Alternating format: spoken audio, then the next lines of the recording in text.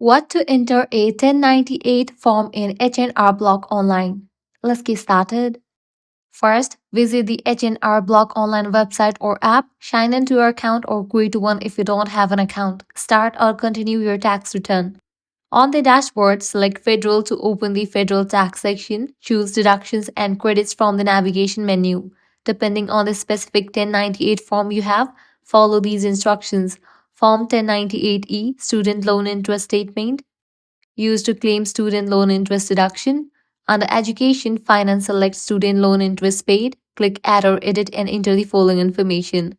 Total interest paid, lender's name, or the details as prompted. Save and proceed.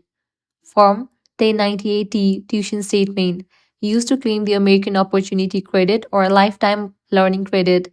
Under Education, locate tuition paid. Click Add or Edit and enter details from the form. Payment received for qualified tuition and related expenses, scholarship or grants received, the educational institution's name and EIN.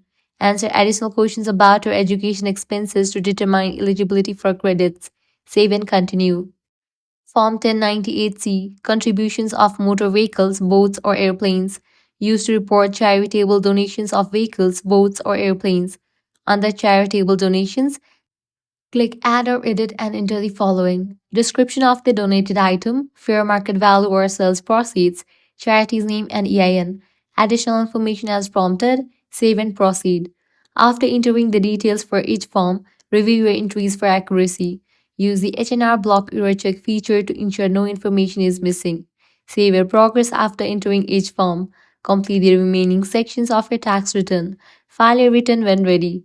By following these steps, you can accurately enter your 1098 forms in H&R Block Online to maximize your deductions and credits.